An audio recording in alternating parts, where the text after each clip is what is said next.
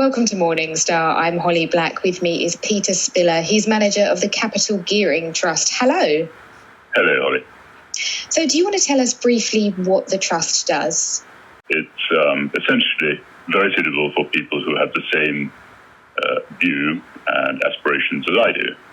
That's to say, I have an aversion to losing money. So the first criterion is to preserve the real value of the capital. But within that, over the long term, we like to aspire to outperform the equity markets.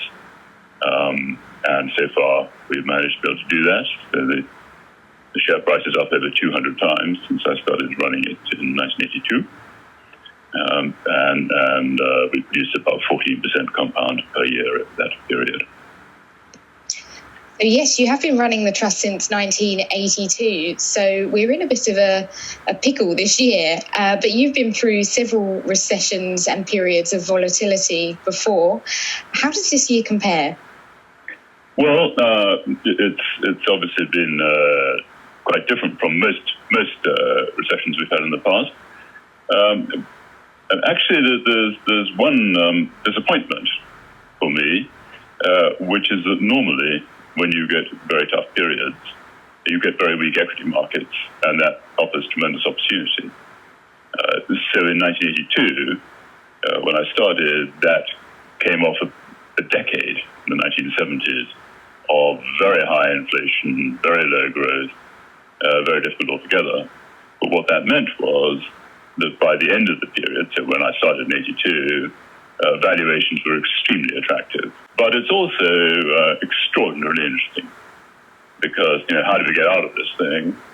And the likely outcome, in our view, which is very far from consensus, is that we will see elevated levels of inflation. And that makes preserving the real value of capital very interesting. So you have got this mandate to preserve capital, protect investors' money. Mm-hmm. In a period like now where everything's very volatile and very unpredictable, are there any assets that can actually provide that? Well, we think so. There are really two strands, I think. One is index-linked bonds. So in the UK, they're extraordinarily expensive and really don't come close to preserving the real value of capital.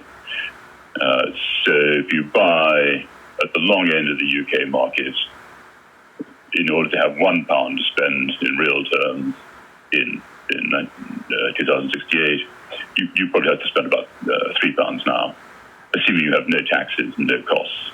So it's a pretty unattractive concept. In America, it's much better. We have now moved to negative yields, which has, of course, been very nice for our investment.